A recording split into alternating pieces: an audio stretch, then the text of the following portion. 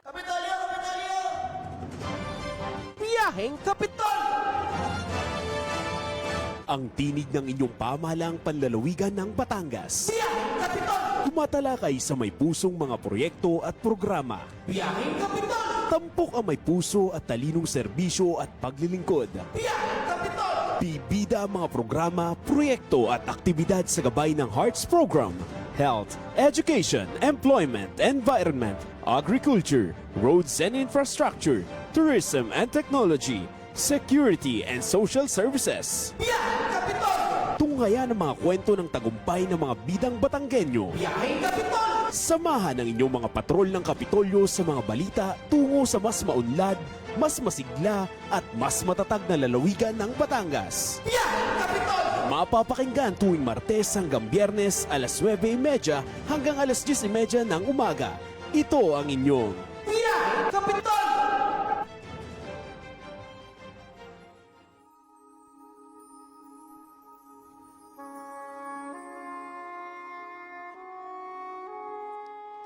Mababasa natin sa Lucas 17, talata 11 hanggang 19, ang kwento ng pagpapagaling ni Jesus sa 10 kitongin. Matapos nilang gumaling lahat, isa lang sa kanila ang bumalik at sumigaw ng pagpupuri sa Diyos. Nagpatali pa siya sa paanan ni Jesus, nagpasalamat at nagbigay papuri. Patunay na mahalaga sa Diyos ang mga papuri at pagsamba sa Kanya dahil nabibigyan siya ng kaluwalhatian. Sa Kanyang pagbalik kay Jesus para magpasalamat at sumamba, pinarealize ni Jesus sa dating kitongin na nakatanggap siya ng maraming blessings mula sa Diyos. Bukod sa kagalingan, nakareceive rin siya ng kaligtasan. May mahalagang benefits ang pagiging grateful. Gratitude attracts the attention of Jesus, saying the 3 words, "Thank you, Jesus," also encourages us. It will uplift you as the Holy Spirit opens your mind to God's goodness.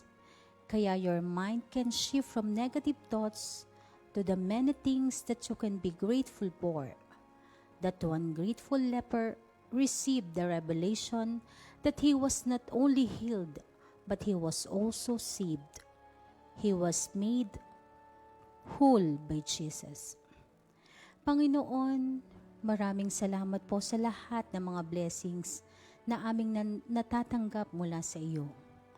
Tulungan mo kaming matutunan ang kababaang loob at alisin mo sa amin ang inggit sa aming kapwa. Panginoon, pinagsisisihan at humihingi din kami ng kapatawaran sa aming mga pagkakamali at pagkakasala. Nawa, kami ay maging isang mabuting tao at maging malinis ang aming mga puso upang makapaglingkod sa iyo. Amen. Talino at puso! Hatid ang serbisyong may talino at puso. Tungo sa mas matatag na Batangas para sa bagong Pilipinas. Tara na, sakay na, aarangkada na. Ito po ang inyong Friday edition ng Biyaheng Kapitolyo. Maulang umaga Southern Luzon at maulang umaga lalawigan ng Batangas. Araw na naman po ng Biyernes, August 22, 2025. Kamusta naman po ang inyong umaga? Tayo nga ay medyo inulan. Kanina nga madaling araw, napakalakas ng ulan na tiisen. Kamusta naman? Lalo na nung alas 12 ng gabi, talagang nagising ako sa sobrang lakas. Bubutasin yung bubong namin sa lakas ng ulan. Ganon talaga, Yes. kalakas. Oo, pero kanina nga, madaling araw, napakalakas ng pag-uulan at hanggang sa pumasok tayo kaninang umaga ay medyo nag-uulan pa rin. So siguro buong araw ay makakaranas tayo ng mga pag-ulan lalo't may sama ng panahon tayong nararanasan ngayon sa malaking bahagi ng ating bansa. So ayun nga, narito na pong muli ang inyong paboritong kapasada tuwing umaga sa mas pinalakas po at pinalawak na programang pangradyo at online para sa bawat Batanggenyo. Ako po ang inyong kasangga sa balitaan at kwentuhan, Jonathan Maharaig. Good morning mga kabiyahe all over the world. Sa ngalan nga po ng inyong pamahalaang panlalawigan ng Batangas at ng Provincial Information Office, sabahan niyo po muli sa loob ng isang oras na talakayan na nakalaan sa public service. Ito naman po ang inyong katiwala sa paghahatid ng impormasyon, Millicent Ramos. Ayun, bukod nga po sa ating Facebook live streaming dito po sa ating Batangas PIO Facebook page, tayo rin po ay napapakinggan sa ating partner radio station sa himpilang 95.9 Radyo Totoo. Sa mga katiwala po nating nakatutok sa ating live streaming, kahit nga umuulan, show us some love and support naman po dyan. Pusuan na po ang aming programa. Mag-comment na rin po ng inyong mga pagbati and share this video para po sa mas dagdag pang Friday vibes. At hindi po makukumpleto ang ating pagpasada kung wala ang ating mga pagbati. Hello and happy Friday morning po. Unang-una syempre sa ina ng lalawigan ng Batangas, Governor Vilma Santos Recto, Vice Governor Dodo Mandanas, sa ating pong lahat ng board members, sa lahat po ng mga kasamahan naming kawani dito sa pamahalaang panlalawigan, at syempre sa mga nakatutok sa atin maparadyo man o online. Good morning po everyone. Ayan, at dahil nga maulan ngayong umaga, ngayong araw ng Biyernes, ingat-ingat po sa ating mga commuters. At syempre, gano'n na rin po sa mga motorista, madulas po ang kalsada. So, hinay-hinay lamang po sa pagpapatakbo ng inyong mga motor o ng inyong mga sasakyan. At syempre, sa lahat ng mga lalabas ngayon sa kanilang mga bahay, lagi pong magdala ng pananggalang sa ulan dahil hindi natin alam kung kailan tayo aabuti ng ulan sa daan. Tama. Oo, so ayan, para naman bumati sa ating mga online viewers, kasama rin po natin this Friday morning ang ating kabalikat sa pagbibigay ng mga napapanahong mga kaalaman, ang ating nahila for today's video na kapalit ni kasamang Tala. Oo, ayan, walang iba kundi si Almira Valera. Ayun, maraming salamat po Sir Jonas at Tita Isent. At maulan na umaga po sa lahat po na nakatutok ngayon sa ating Biyaheng Kapitolyo. At syempre po para po sa mga nakatutok po sa ating Facebook live streaming via Batangas PIO Facebook page, binabati po natin ng magandang umaga at happy Friday. Una na po dyan si Tita Sally Corolio. Magandang umaga po. Kay Jeffrey Balitaan Evangelista, Owen PIO, Yel Padeliada, Gerard Season, Rafael Castillo, at lalo na daw po kay Sir Jun Lyndon Aguda. Hello daw po, sabi ni Sir Rafael. Kay Cashal Kakantas and Happy Friday, Cassie. Kay Sir Juan Carag, ayan, maulan na umaga po. Keep safe daw po sa ating lahat. Kay Sir Johnson Olimba, kay Tita Shirley Balmes, kay Sir Rogelio Aguirre, kay Tita Nenet Ona, kay Sir Richard Riva, at kay Tita Ella Cayabat, kay Sir Julius de la Cruz, kay Tita Nilda de Villa, kay Buboy Rick Pesa, good morning po sir, kay Tita Cheryl May Makuha Halili, at syempre po sa atin pong kasama na si Tala Cabello, pagaling po ikaw kasamang Tala. At syempre po para po sa ating pong announcements ngayong umaga, sa darating pong Sabado, August 23, 2025, ay magkakaroon din po ng power interruption sa munisipalidad po ng Alitagtag, partikular naman po sa portion ng Santa Cruz mula po sa Alpha Mart, patungo po dyan sa Barangay Muzon 1 and 2. Magsisimula po yan ng alas 7:30 ng umaga at tatagal po hanggang alas 4 ng hapon. Ito po ay dahil sa gagawing uprooting of pole, load balancing at row clearing operation. Ang pagsasagawa po ng scheduled power interruption ay para sa mas maayos at magandang daloy ng serbisyo ng kuryente. Ipinapaabot po ng Batelec at ng Meralco ang kanilang paghingi ng paumanhin at pangunawa. Maraming salamat po. At mula naman po sa National Grid Corporation of the Philippines, pansamantala pong mawawala ng kuryente sa ilang bahagi po ng lalawigan ng Batangas sa darating po na Lunes, August 25, 2025 mula po alas 8 ng umaga hanggang alas 2 ng tanghali. Ang mga apektado pong lugar ay ang Batelec 2 at ang First Bay Power Corporation. Ito po ay dahil sa isasagawa ang shutdown ng Batangas-Mabini-Cuenca 69 kV line. At ang mga partikular pong lugar na maapektuhan ay itinatalaga ng kani-kanilang electric cooperative. Magsusumika po ang NGCP na maibalik ang kuryente ng mas maaga at ayon po sa schedule. Maraming salamat po sa inyong pangunawa. At bukod po sa ating po mga power interruption, magkakaroon din po ang Provincial Assistance for Community, Public Employment, and Youth and Sports Development Office o PACPASDO, katuwang ang Civil Service Commission Field Office Batangas o CSCFO Batangas, ay magsasagawa po ng 2025 Government Job Fair sa September 4, 2025, araw po ng Huwebes, mula po 9 o'clock a.m. hanggang 4 o'clock p.m. sa Walter Mart, Batangas City, Barangay Calicanto, Lungsod ng Batangas. Lalohakan po ito ng iba't ibang local government units at government agencies ng Batangas. Ang gawaing ito ay alinsulod po sa mga layunin at hangarin ng PESO upang lalo pang palakasin ang pantay na oportunidad sa trabaho para sa mga kliyente, gayon din po ang pagtiyak sa mabilis at mahusay na paghahatid at pagpapatupad ng mga serbisyo tungo sa isang matatag na Batangas. Inaanyayahan po ang mga naghahanap ng trabaho o ang mga interesado na magtrabaho sa mga tanggapan ng gobyerno. Back to you po, Tita Essent and Sir Jonats. Ayan, maraming salamat kasama nga Almira at syempre suportahan po natin ang magaganap na job fair. Syempre sa pagtutulungan niya ng pamahalang panlalawigan ng Batangas and of course our Civil Service Commission dito sa lalawigan ng Batangas. So sa mga naghahanap nga ng trabaho, most especially sa mga nais pong maging bahagi ng pamahalaan o ng gobyerno, ay mag-apply na po kayo at tumungo na po kayo sa venue sa darating na, kailan nga daw yon? September 4. September 4. Sa So Walter Mart. parte yan kasi ng ng Civil Service Service Anniversary.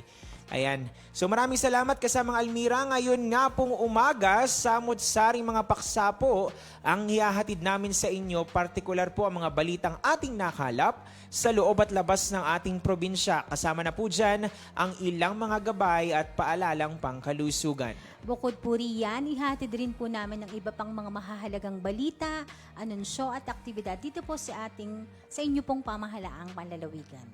Ayon, at meron tayong nabasang comment, may suspension ba daw? Wala pong suspension. Pero manatili po kayong umantabay sa mga lokal na balita o anunsyo po na i-announce ng inyong mga lokal na pamahalaan kung saan man po kayo naroroon. Pero so far naman wala pang suspension na idinedeklara dahil sa or related sa sama ng panahon. Manatili lamang pong umantabay sa ilan pang mga anunsyo. Kaya naman subaybayan po ang lahat ng yan. Alamin po muna natin ang magiging lagay ng ating panahon ngayong araw. Iahatid po sa atin ang Provincial Disaster Risk Reduction and Management Office. Narito po, pakinggan natin. Magandang umaga Batangas, narito na po ang magiging lagay ng ating panahon ngayong araw ng Biyernes, August 22, 2025. Patuloy pa din pong makakaranas ng pag-ulan ang malaking bahagi ng ating bansa, dulot po yan ng low pressure area at ng habagat.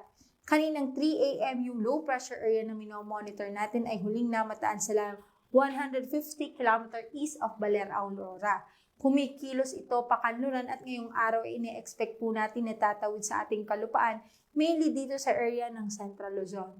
Tatahakin nito ang West Philippine Sea, posible po yan mamayang gabi or bukas ng madaling araw. At tumaas na ang tsansa nito na maging bagyo within the next 24 hours. Bukod po dito maging bagyo man o low pressure area, ine-expect po natin na today na magiging maulan ang malaking bahagi ng Luzon. Samantala, ang habagat naman ay patuloy ding magdudulot ng mga pag-ulan ngayong araw lalo na dito sa western section ng Luzon, southern Luzon, Visayas at Mindanao. Inaasahan natin itong mga pag-ulan na dala ng low pressure area at habagat ay magpapatuloy po hanggang bukas at bandang linggo ay mababawasan na ang mga pag-ulan maliban na lamang sa mga kalat-kalat na pag-ulan dulot ng mga localized thunderstorm.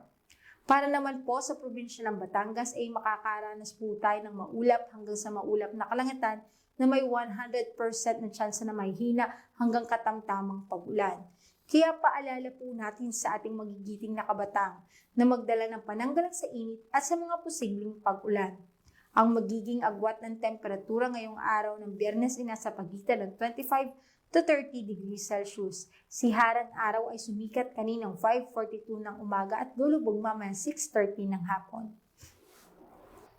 Sa anumang oras at pagkakataon, tandaan, ang kaligtasan ay nasa kahandaan. Mula sa Batangas Provincial Disaster Risk Reduction and Management Office, ako po si Raven Natasida nagpapaalalang laging maging alerto, maging handa at manatiling ligtas hanggang sa susunod na ulat.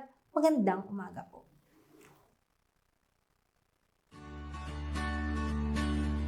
Mga anak, maghanda tayo ha. May paparating daw na malakas na bagyo dito sa ating lugar. Nay, natatakot po ako.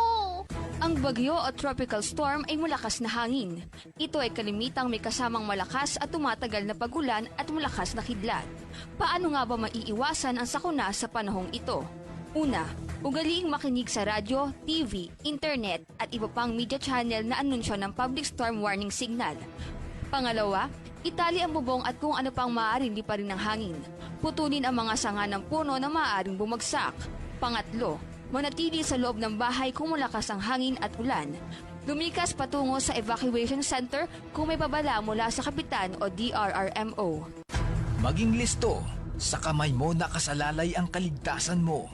Ito ay hatid sa inyo ng Batangas Provincial Disaster Risk Reduction and Management Council at ng himpilang ito.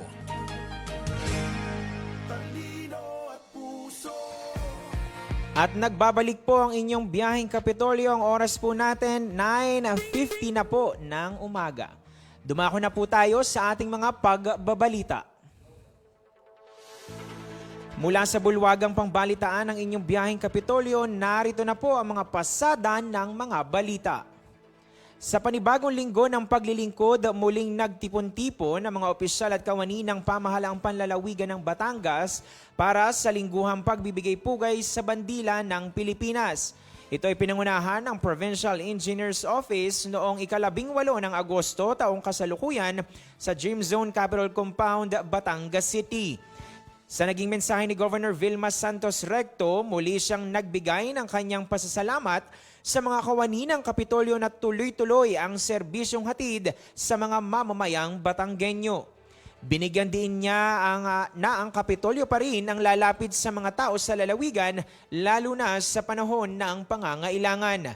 Bukod dito, iniulat din ng gobernadora ang naging pag-aksyon ng lalawigan sa nakaraang linggo, kung saan kabilang dito ang pagtatapos ng pagkakaloob ng tulong at suporta sa mga mangingisdang naapektuhan ng issue ng lawa ng Taal at ang pamamahagi ng food packs sa kaparehong sektor. Sa kaparehong araw, nagsimula na ang pagsasagawa ng Executive Briefing and Planning Session ng pamahalaang panlalawigan ng Batangas, katuwang ang provincial at regional level ng Department of the Interior and Local Government. Pinangunahan ang formal na pagbubukas ng planning session ni Governor Vilma Santos Recto kasama sina Provincial Administrator Attorney Joel Monte Alto, Provincial Chief of Staff Pedrito Martin Dihan Jr. at mga department heads ng Kapitolyo. Bahagi rin ng pagtitipon si Vice Governor Hermelando Mandanas, ilang mga miyembro ng Sangguniang Panlalawigan at mga opisyal mula sa DILG, kabilang sina former Assistant Secretary for Human Resource Development ng DILG, Dr. Florida M. Dihan, DILG Region 4A Director, Mr. Ariel Iglesia, at DILG Batangas OIC Provincial Director, Mr. Robinson Maang. Layunin ng aktibidad na mapalakas ang kapasidad ng pamahalaang panlalawigan pagdating sa pamamahala at paghahatid ng serbisyo publiko. Samantala, naging matagumpay ang dinaos na Cancer Awareness Campaign Seminar para sa mga kawani ng iba't ibang tanggapan ng pamahalang panlalawigan ng Batangas. Ang naturang aktibidad ay ginanap noong ika-19 ng Agosto 2025. Ito po ay bahagi ng tuloy-tuloy na advokasya ng Kapitolyo sa pangunguna ng Provincial Health Office na sang-ayon po sa HEARTS program ni Governor Vilma Santos Recto. Layunin ng seminar na dinaluhan ng iba't ibang health advocates na ipalaganap ang mas malalim na kaalaman tungkol sa cancer mula sa kahalagahan ng maagang screening at tamang diagnosis hanggang sa mga makabagong paraan ng gamutan at suporta para sa mga pasyente. Sa iba pang balitang lokal, personal namang nagtungo ang mga kinatawan ng pamahalaang panlalawigan ng Batangas sa iba't ibang barangay sa dalampasigan ng Batangas City noong ika-19 ng Agosto taong kasalukuyan, araw ng Martes upang maghatid ng food packs sa mga mangingisdang naapektuhan ang kabuhayan. Ang operasyong ito ay isinagawa alinsunod sa direktiba ni Governor Vilma Santos Recto sa pakikipagtulungan ng ilang mga tanggapan ng Kapitolyo at lokal na pamahalaan. Layunin ng programa na matulungan ang mga mangingisdang nawala ng kita bunga ng 2 linggong masamang panahon dulot ng habagat. Pinangunahan ang pamamahagi ng tulong ng Office of the Provincial Agriculturist, Department of Social Welfare and Development 4A at Office of the City Veterinary and Agricultural Services. Batangas PHO at iba pang stakeholders sa lalawigan nakiisa sa Bakuna Eskwela programa ng DOH. Isinagawa ang isang orientasyon para school-based immunization program no ikalabing siyam ng Agosto 2025 na ginanap sa Jet Hotel, Lipa City, Batangas. Ang SBIO Bakuna Eskwela ay programang inilunsad ng Department of Health sa pakikipagtulungan ng Department of Education, Provincial DOH Office o PIDOHO at ang Batangas Provincial Health Office na mula sa suporta at pagbibigay prioridad ni Governor Vilma Santos Recto sa mga inisyatibong pangkalusugan. Nilalayo ng programa na mabigyan ng proteksyon ng mga mag-aaral laban sa mga sakit na maaaring maiwasan sa pamamagitan ng bakuna tulad ng tigdas hangin, tetano, diphtheria at human papilloma virus.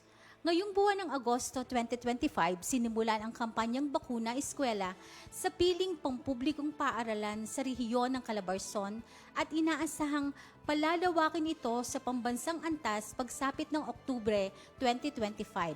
Kaugnay ng paglulunsad ng programa, ang mga guro ang itinalagang magbibigay ng impormasyon sa mga mag-aaral at kanilang mga tagapangalaga kaugnay ng petsa ng bakunahan. Ang mga makatatanggap ng bakuna ay ang mga mag-aaral mula grade 1 hanggang grade 7 na tatanggap ng bakunang measles, rubella at tetanus diphtheria. Habang ang mga babaeng nasa grade 4 naman ay mabibigyan ng bakunang HPV laban sa human papillomavirus at cervical cancer. Sa pamamagitan ng programa, layo ng DOH, DepEd, PIDOHO, at Batangas PHO at iba pang stakeholders ng proyekto na makasiguro ang ng maayos na kalusugan at kaligtasan ng bawat mag-aaral. Ipapabatid din ng programa ang mensahe ng kahalagahan ng pagbabakuna upang maprotektahan hindi lamang ang mga bata, kung hindi pati na rin ang kanilang mga pamilya at komunidad. Ayan, so ito nga ang bakunahan na ito ay yung tuloy-tuloy pa rin na sinusuportahan ng ating Provincial Health Office.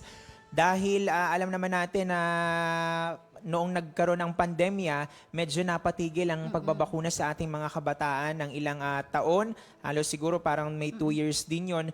So itinuloy yung pagbabakuna sa ating mga kabataan at nagsagawa ng mga catch-up immunization. At syempre, sinisiguro ng pamahalaang panlalawigan sa pangunguna nga ng ating Governor Vilma Santos Recto ang kahalagahan ng kalusugan ng bawat isa. Syempre, ang ating mga bata at mga estudyante. Ayan, dahil itong bakuna namang ito na itinuturok po sa inyong mga anak, ay ito naman po yung mga itinurok na din sa atin, sa inyo po mga magulang, sa atin na mga may edad na ngayon. Ay, aray. Yan, pinagdaanan din natin yan, itinurok din sa atin yan. Kaya, kasi ang iba kasi, ang nangyayari, nag-aalinlangan silang paturok ang kanilang mga mga anak dahil baka daw hindi safe or hindi ligtas.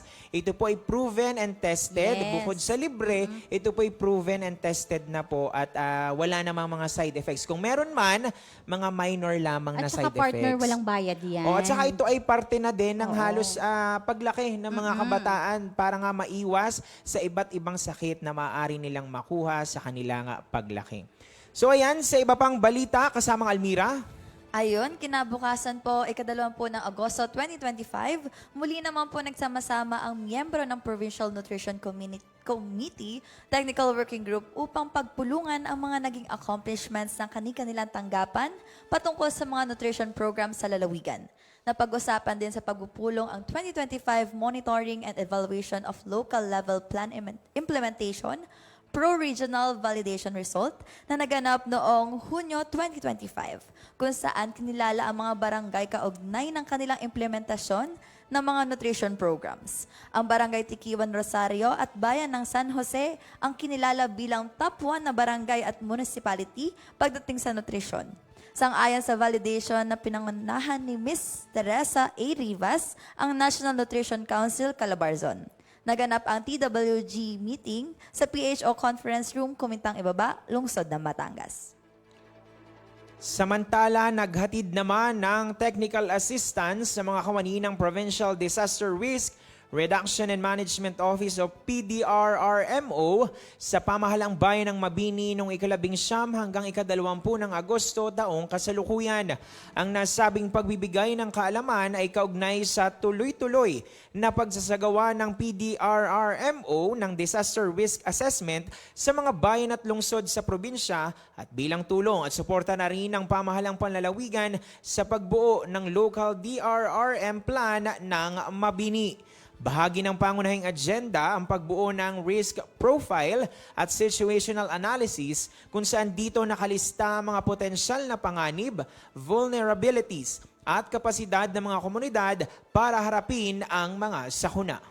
Upang mas maitaguyod pa ang mas ligtas na komunidad sa buong lalawigan ng Batangas, maglulunsad ang mga kawani ng Provincial Disaster Risk Reduction and Management Office ng isang proyekto na tatawaging Project Core o Conversations o Resiliency and Empowerment na inaasahang magbibigay kabatiran sa publiko pagdating sa usapin ng DRRM.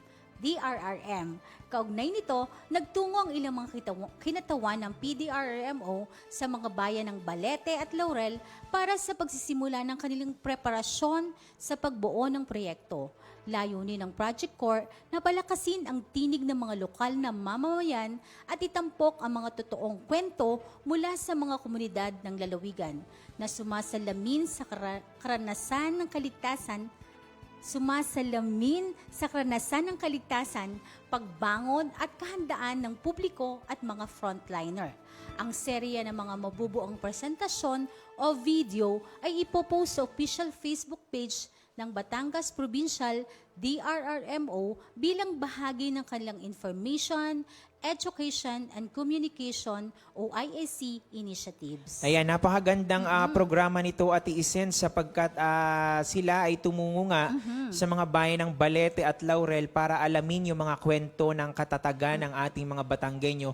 Lalo't higit noong nanalanta ang bagyong Christine dito sa lalawigan ng Batangas last year. So sila ay bumaba sa mga bayan ng Balete at Laurel para kausapin at makapagkwento nga at alamin yung mga kwento ng ating mga frontliners, mga kababayan na higit niyang naapektuhan ng bagyong Christine. Yung mga naging experience nila doon. Mga naging experience nila kung paano sila bumangon muli doon sa pagsubok nga na kanilang naranasan.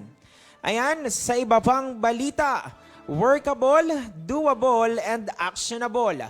Ito ang binigyang diin ni Governor Vilma Santos Recto sa kanyang mensahe sa pagtatapos ng 3-day executive briefing planning session ng pamahalaang panlalawigan ng Batangas noong ika-18 hanggang ika-20 ng Agosto taong kasalukuyan sa PAFES Building Provincial Agriculture Compound, Lungsod ng Batangas.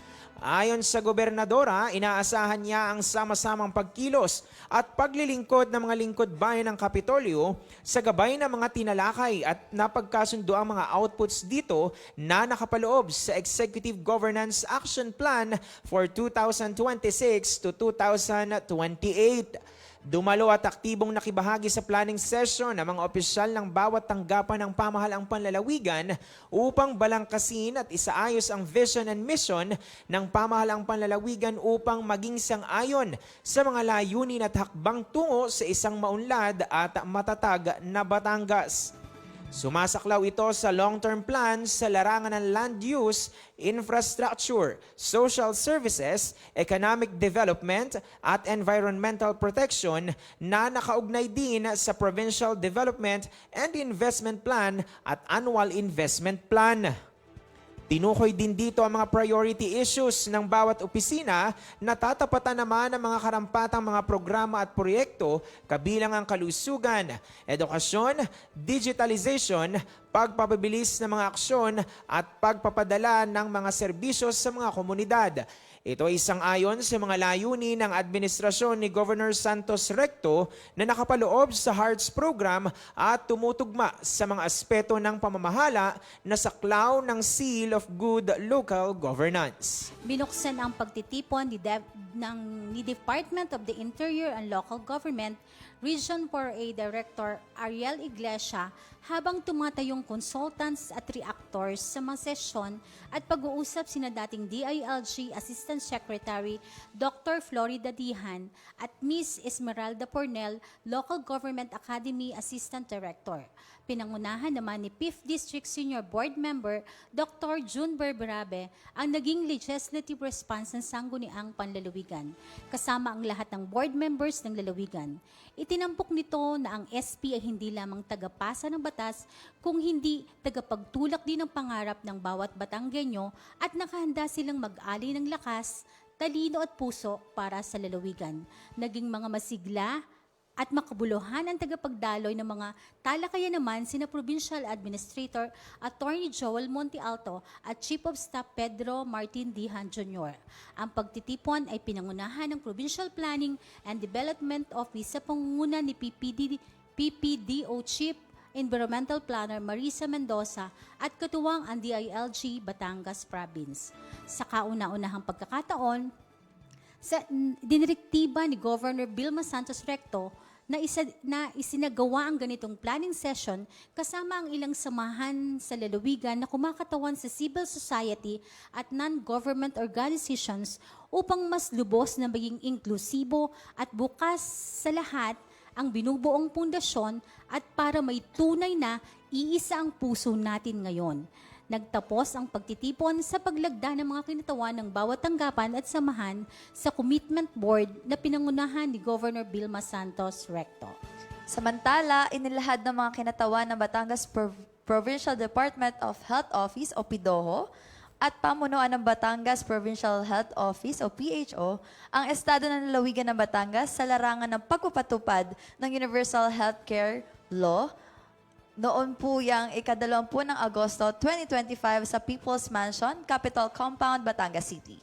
Bahagi rin ng talakayan ang planong pagdaraos ng Universal Healthcare Summit sa pagitan ng mga opisyal ng Department of Health, Provincial Government of Batangas at 34 local government units sa lalawigan.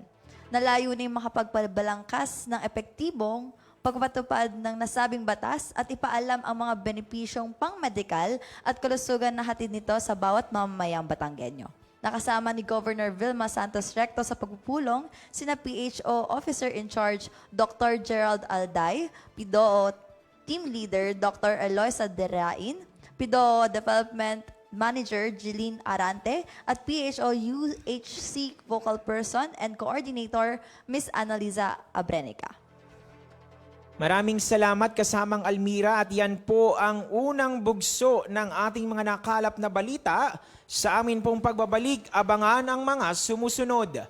HOR, sinimulan ng siyasatin ang 6.793 trilyong budget para sa taong 2026. Gobyerno on track para makamit ang fiscal targets, ekonomiya lumalago. Ang lahat po ng yan sa aming pagbabalik, kami po ay dadako muna sa ilang mga paalala at patalastas.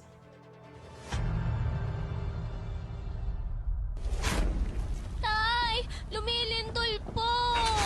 Anak, magtago ka sa ilalim ng mesa. Ang lindol or earthquake ay ang pagginig dulot ng biglang paggalaw ng mga bato sa ilalim ng lupa. Paano maiiwasan ang sakuna sa panahong ito? Una, alamin ang ligtas na lugar sa bahay, paaralan at opisina. Kung lumindol, gawin ang drop, cover and hold. Dumapa sa lupa o sahig.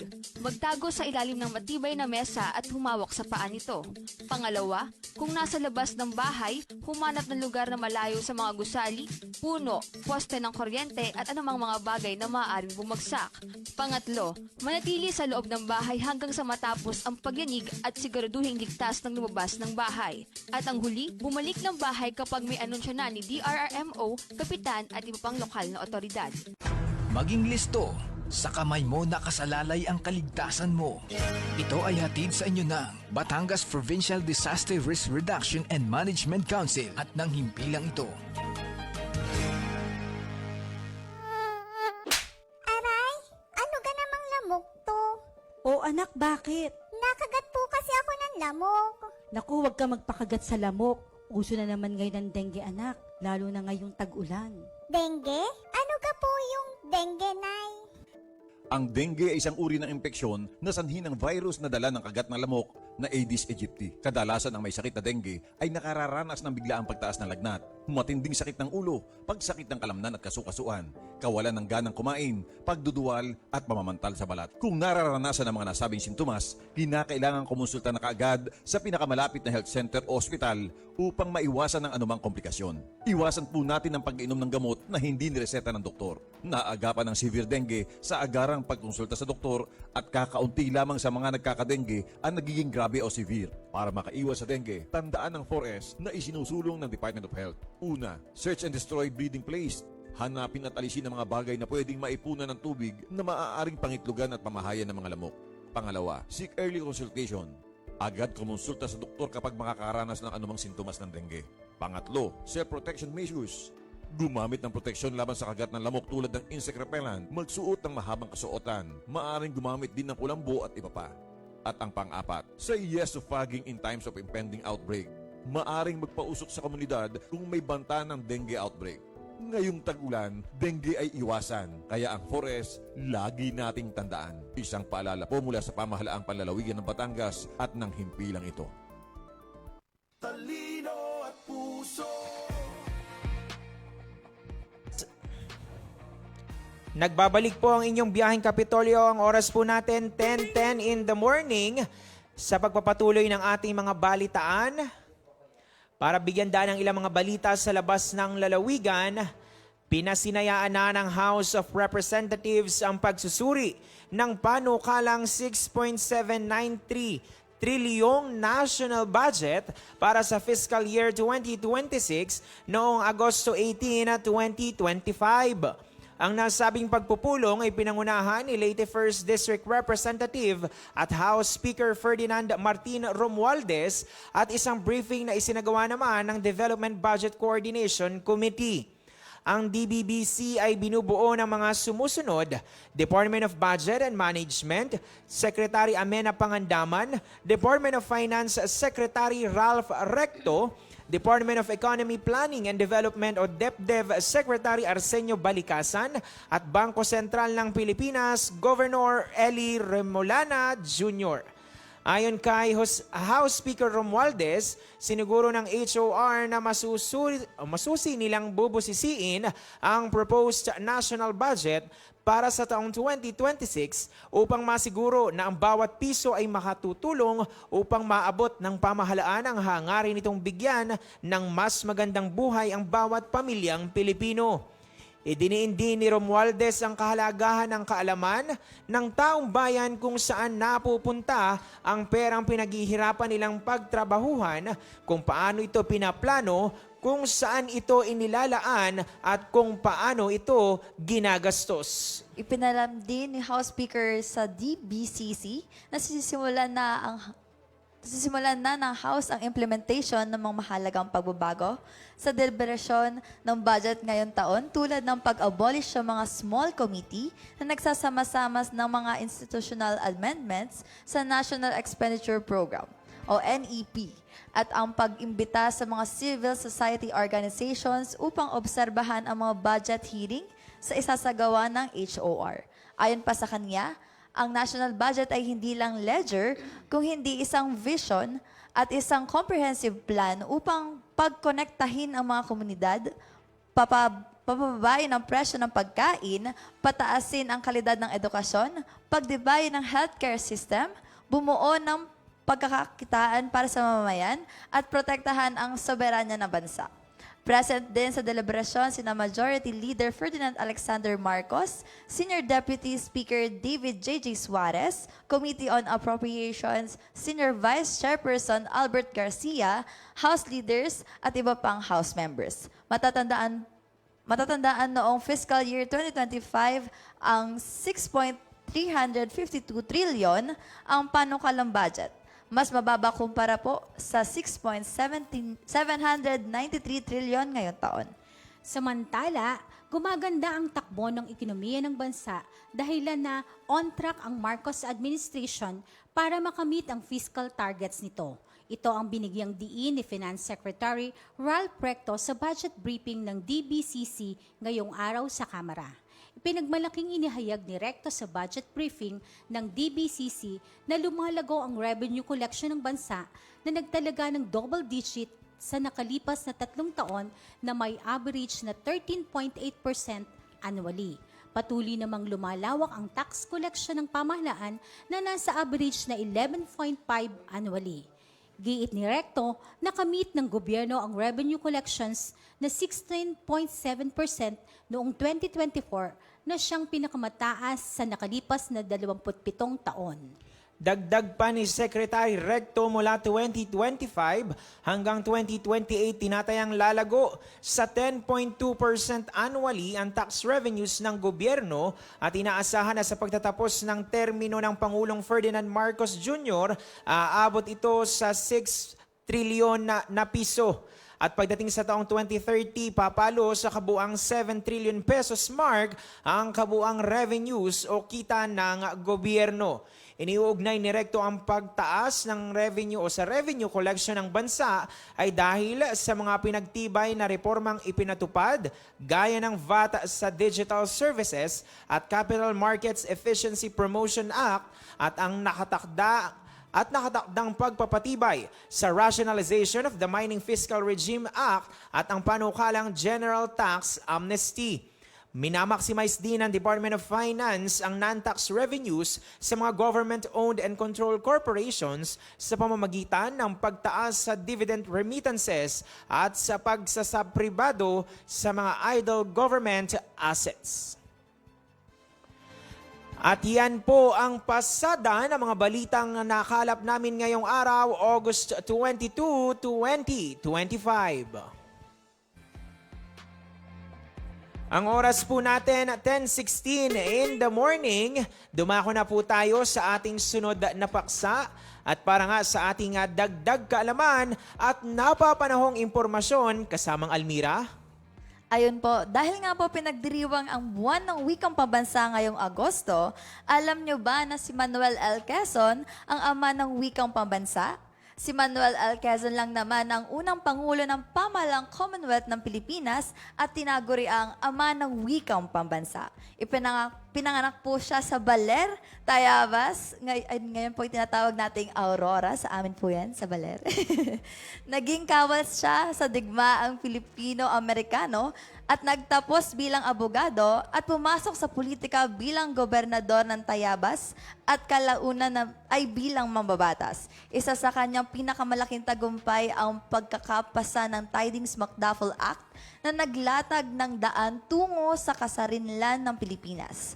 Bilang Pangulo, itinaguyod niya ang mga reformang panlipunan at ipinaglaban ang karapatan ng mga Pilipino.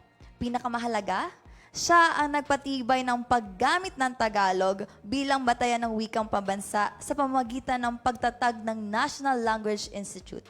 Dahil dito, Siya ay kinilala bilang ama ng wikang pambansa at ang kanyang kaarawan tuwing August 19 ay ipinagdiriwang po bilang araw ng wikang pambansa bilang pagpupugay sa kanyang ambag sa pagkakaisa ng bansa sa pamamagitan po ng isang wika. At yan ang ating pong hatid na kaalaman ngayong araw. Tandaan na basta dagdag kaalaman, sagot po natin yan. Ayun, maraming salamat kasamang Almira at dagdag lamang din na ngayon nga pong buwan ng Agosto inoobserbahan din po natin ang National Lung Month. Ito ay kaugnay din sa ating dating Pangulong Manuel Quezon dahil siya ay nasawi o namatay dahil sa kanyang sakit na tuberculosis. Kaya inoobserbahan din po at kinikilala natin ngayon ang obserbasyon ng National Lung Month, hindi lamang dito of course sa ating lalawigan, kung hindi sa buong bansa. At ngayon ng araw na to, nagdidiwang ng Lung Month at nakausap natin si Ma'am Vivian na sana ay makakasama natin ngayong araw na to. Yes, oo. Nagdiriwang sila ngayong araw na ito sa, kung di ako nagkakamali, ay sa Lipa City sila nagdiriwang ngayon ng Lung Month. Ayun. At bukod doon, last August 19 ay yung ating National Tuberculosis Day. In accordance pa rin yan dahil nga ang ating Pangulong Manuel Quezon ay nagkaroon o nagkasakit nga ng sakit na tuberculosis. So ayan, ang oras natin, 10:19 in the morning. Tayo po'y dadako muna sa ilang mga paalala. Sa amin pong pagbabalik, ihahatid naman po namin sa inyo ang ilan pang mga mahalagang anunsyo na dapat po ninyong malaman. Wala po maglilipat ng istasyon, magbabalik po ang inyong Biyaheng Kapitolyo. Pito, 7 healthy habits na go na go. Move more, eat right. Ang tamang pagkain at pagkilos ang pundasyon sa malusog na pamumuhay. Ngunit sa Pilipinas, marami pa rin ang hindi nakakakain ng tama at hindi sapat ang ehersisyo. 2 sa 10 bata na wala pang 5 taong gulang ay kulang sa timbang, habang 1 sa 10 bata naman ang sobra sa timbang at obese. Sa tamang diet at ehersisyo, maiiwasan natin ang lumalalang banta ng malnutrisyon at obesity. Maiiwasan din natin ang mga non-communicable diseases tulad ng diabetes, sakit sa puso at stroke. Para tayo'y manatiling malusog sa anumang edad, sundin ang mga tips na to. Gumalaw ng 30 to 60 minutes kada araw. Tangkilikin ang active transport tulad ng pagbibisikleta at paglalakad. O gumawa ng mga aktibong gawain tulad ng paglilinis ng bahay. Kumain ng healthy at iwasan ang mga pagkaing mataas sa asukal, asin at taba. Ugaliin ang pagbasa at pagsuri ng mga food labels. Iwasan ang mga inuming mataas sa asukal tulad ng soft drinks at uminom ng di bababa sa 8 baso ng tubig kada araw. Pag naghahanap ka ng panghimagas, kumain ng prutas sa halip ng mga minatamis tulad ng cake at ice cream. Tara na't labanan ang malnutrisyon at mga sakit. Ugaliin nating mag-move more, eat right, for a healthy Pilipinas. Talino at puso. Pito, 7 healthy habits. Patuloy po kayong nakatutok sa inyong Biyaheng Kapitolyo, 10:21 na ng umaga. Para pasadahan muna ang ilang mga mahalagang anunsyo at aktibidad ng ating pamahalang panlalawigan, muling ibabahagi sa atin yan ni kasamang Almira na taga Baler. At narito po, salamat po at nagets nyo na po ang aking joke. Thank you so much po. Ayun po, at narito po ang mga bakanting posisyon sa Pamahalaan ng Batangas sa pangunguna po ng Provincial Human Resource and Management Office para po sa mga susunod na posisyon para sa iba't ibang opisina. Para po sa Provincial Health Office, ang Sanitation Inspector 1 at syempre po sa Office of the Provincial Legal Officer, Administrative Aid 3. Ang mga interesado at kwalipikadong aplikante ay dapat magsumite po ng mga sumusunod na requirements. Application letter, fully accomplished personal data sheet with recent passport size picture, performance rating in the last rating period, photocopy of Certificate of Eligibility Rating License, at saka po, photocopy of Transcript of Records. Ipasa po ang aplikasyon kay Ma'am Ann B. De Castro, OIC ng Provincial Human Resource Management Office. O maaari nyo pong ipadala sa email na phrmobats.recruitment2024b@yahoo.com. Manatili lamang po nakatutok sa Biyaheng Kapitolyo para sa iba pang bakanting posisyon na maaari ninyong applyan. Maaari rin po kayong bumisita sa Facebook page ng Batangas Provincial Peso at ang website na batangas.gov.ph para sa buong detalye ng mga bakanting posisyon. Samantala po, meron din po tayong Philippine Red Cross Safeguard sa halagang 1,200 pesos kada taon. Makakatanggap ka na po ng mga sumusunod na benepisyo. Libreng serbisyo ng ambulansya, libreng isang bag ng dugo, reimbursement sa ospital, medical hanggang 300,000 pesos, araw-araw na hospital allowance, tulong sa libing kung sakaling may aksidente, at marami pang iba. Ang Philippine Red Cross Batangas Chapter ay patuloy na maglilingkod at nagsusumikap na makapagligtas ng buhay sa pamamagitan ng mas pinaigting na operasyon ng ambulansya. Sa bawat kuha ng safeguard, matutulungan din po na makabili ng mas maraming emergency equipment at may pagpatuloy ang pagbibigay ng serbisyong pangkaligtasan sa ating komunidad. Para sa tulong sa pagrehistro, magpadala lamang po ng mensahe sa Facebook page ng Philippine Red Cross Batangas Chapter at bumisita sa pinakamalapit nilang sangay. At yan po ang ating pong mga informasyon na hatid. Balik po muna sa inyo, Sir Jonas at Tita Iset. Okay, maraming salamat kasama nga Almira at ayun, tayo ay nag-avail din nung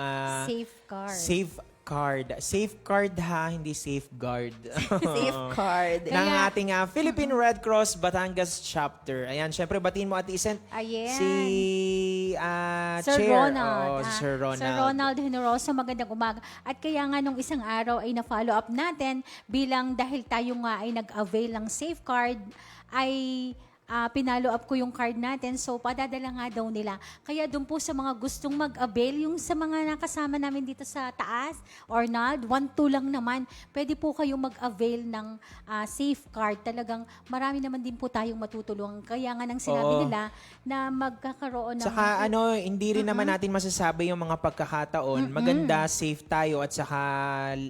yang ready, kumbaga. Hindi naman natin ipinag-a-adyan at magamit sana, natin ito. Pero bilang kahandaan at bilang, kumbaga, safety net natin, bilang sa pang-araw-araw natin ay tayo ay laging lumalarga, edi yun, para safe tayong lahat. Yun mang halagang 1,200, hindi naman sobrang bigat. Kumbaga, 1 year naman na yun. Yes, good for 1 year naman na yun. Kaya sa mga nais mo mag-avail, magpunta lang po kayo sa opisina po o dyan lang malapit sa Kapitolyo ang Red Cross Batangas. At hanapin niyo po siyempre ang ating Sir Ronald at marami naman po sila mga staff na pwede pong assist sa inyo po. Ayan. So ayan, ibalik lang natin doon sa ating National Heroes Day at dahil nga po long weekend tayo ngayong linggong ito, sino ang mga nag-file ng leave this day o today? This Friday, lalo pa at malamig ang panahon, umuulan, napakasarap ng anong tawag doon, lomi ng pansit at saka ng arroz caldo, sopas, champurado, ayan. So dahil nga po long weekend tayo, paalala lamang po na para sa ilan sa atin ay walang pasok po sa araw ng Lunes. Yan po ay isang public holiday kaugnay po sa pag-obserba at pagdiriwang ng bansa sa National Heroes Day o Araw ng Mga Bayani. At dahil nga bukas naman ay Sabado na, uuna na po tayo sa pagbati, pagsaludo po at pagkilala sa lahat ng mga bayaning Pilipino at higit sa lahat mga Pilipinong Batanggenyo. Kaisa po ang inyong pamahalang panlalawigan ng Batangas sa pagbibigay halaga at pagkilala sa mga bayani na noon ay lumaban at nagsakripisyo para sa pagkamit ng ating pong kalayaan at kasarinlan ng ating bayan. Binibigyang pugay rin po natin ang mga bagong bayani na nagsisilbing inspirasyon, nagpapalaganap ng diwa ng pagkakaisa at patuloy na nagpapanatili ng matibay na pundasyon para po sa isang matatag na Batangas at bagong Pilipinas. Again, ang atin pong pagsaludo sa mga bayani ng ating bansa. So, mabilisan lamang. Siguro, bati na kayo Ate Isent at Almira. Pero ano ba mga plano nyo this weekend? Lalo't walang pasok sa araw ng Lunes. Ako, wala pa akong plano. Ikaw ang inihintay ko kasi. Aba, parang ako'y nagyaya na. Parang wala namang sumagot at tumugon. Iisa. Oo, ano? Ayan, Ate Isent, saan ka pupunta? Bago po sila magtalo, akin pong ibabahagi mo ang aking, si aking maging Almira. weekend plan. Simula po Saturday hanggang Monday po, ako po ay magpa-practice po sa Bat State U. Bilang po sa paghahanda po sa nalalapit po na performance para po sa aming organization, ang Diwayanis Dance Theater, para po sa kanilang 15th anniversary. Ayan. Ito nga Hello, pala si Sir Almi. Arnold, ang aking senior Akala ko alumni. pupunta ka ng baler. Oo, mag-ano ka dun sa... Actually po, nagyayaya po ang aking parents ngayon umalis. Kasi po, may commitment na po tayo sa sayaw. Ayun. At ilang Ito nga passion palang- po natin na magsayaw. Si Almira nga pala yung mananayaw. Oh, Yes, hashtag ng priorities, singing. ika nga. Yes, oo. Ayun. So, bati na ikaw, Ate Isent. Oo, syempre batiin natin ang happy birthday si Arvin Jeff ng Tourism Office at binabati din natin ang lahat po ng mga nakatutok na taga-engineering. Syempre po kay Ma'am Rose, kay Judith, kay Boss Renren, ang mga taga-agriculture at Beth, syempre kay Doc Dwight na talagang pinagbili ng Tita Virgie na wag hindi ko babatiin si Doc White. At syempre kay Ate Lenny, sa lahat po ng mga MIOs po ng lalawigan ng Batangas, sa lahat po ng mga volunteer workers na talagang patuloy pong sumusuporta sa atin, lalo na po ngayong araw na ito sa Biyaheng Kapitolyo. At syempre binabati rin natin ang lahat po ng mga nasa sasakyan pa rin ngayon na pupunta sa kanilang mga pupuntahan, mga lakad.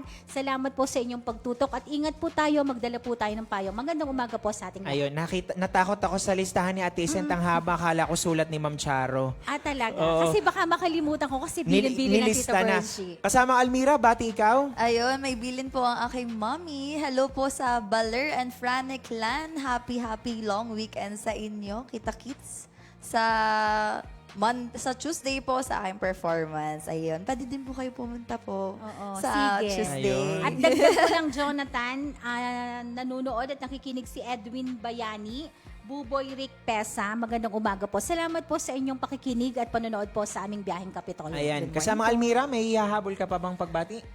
Kay Crystal po, pagaling ka, best friend. At Ayun, syempre po, oo nga. sa ating Miss. pa pong nakatutok ngayon, kay Ate Jane Romel Larmo Ilagan, kay Sir Francis Mila, Ma'am Lani Esmana, kay Ma'am Lenny Griego. Ayun, good morning po sa inyo. Ayun. So, Salamat po kasamang sa tala, pagaling ikaw. Pagaling at tala. long weekend pa naman. Sayang ang 3 araw. Kaya pala hindi ka Yes. nakakulot ngayon, wala ang partner mo. Oh, Opo. mamaya daw makukulot yan. Opo. Hindi makakatapos ang Biyernes na hindi yan makukulot Oo, ngayong mali araw. mo naman, gumaling na si Tala mamaya. Pwede pa rin kayong gumala mamayang hapon o gabi. Opo. Ayun, so 1 oras na naman po ng balitaan, kwentuhan at talakayan ang natapos para sa araw na ito. Sa atin po mga katiwala, kung nais nyo pong pakinggan at mapanood muli ang aming episode ngayong umaga, maaari nyo po itong balikan sa aming Facebook page sa Batangas PIO. I-like at mag-follow na rin sa aming official social media accounts para sa iba pang updates. Subaybayan at magkarinigan muli tayo next week para sa panibagong edisyon at bagong pagpasada ng inyong programang Pangkaalaman, Impormasyon at Pagbabalita. Maraming salamat po sa pagsama sa aming pagbiyahe ngayong araw ng Biyernes. Sa ngalan nga po ni Governor Vilma Santos Recto at ng buong pamahalang panlalawigan ng Batangas, Ng pamuno ang nagbibigay solusyon sa mga pangangailangan, may pusong handang magmalasakit at maglingkod sa bayan. muli ito po si Jonathan Macaraig. Ito naman po ang inyong lingkod, Millicent Ramos. At ako naman po ay inyong naging Friday Patroller, Almira Elaine Baler. Kasama rin po natin sa ating pagpasada ngayong araw ang aming technical team na binubuo po syempre ni Direk Gian S. Camillas, Gerard Season, Kuya Arnold Tabares Jr., Jeffrey Evangelista, kay Sir Jun Lindon Aguda, kay Kuya Jun Dalmaranan, at syempre po sa ating station manager, Tito Roger Aguirre. Ayun. Maraming salamat po sa inyong lahat at syempre maraming salamat sa lahat ng mga tumutok sa atin ngayong araw ng Biyernes. Magkita-kita po muli tayo sa susunod na linggo para sa tuloy-tuloy na serbisyo, buong talino at puso para sa Batanggenyo. Muli, ito po ang inyong Biyaheng Kapitolyo! Kasabay natin sa pagsulong, basta sa Biyaheng Kapitolyo! Ang tinig ng inyong pamahalaang panlalawigan ng Batangas. Biyaheng Kapitolyo! Tumatalakay sa may pusong mga proyekto at programa. Biyaheng Kapitolyo! Tampok ang may puso at talinong serbisyo at paglilingkod. Biyaheng Kapitolyo! Bibida ang mga programa, proyekto at aktibidad sa gabay ng Hearts Program, Health, Education, Employment, Environment, Agriculture, Roads and Infrastructure, Tourism and Technology, Security and Social Services. Biyaheng Kapitolyo! Tunghayan ang mga kwento ng tagumpay ng mga bidang Batanggenyo. Biyaheng Kapitolyo! Samahan ang inyong mga patrol ng Kapitolyo sa mga balita tungo sa mas maunlad, mas masigla at mas matatag na lalawigan ng Batangas. Biyaheng Kapitolyo! Mapapakinggan tuwing Martes hanggang Biyernes alas 9:30 hanggang alas 10:30 ng umaga. Ito ang inyong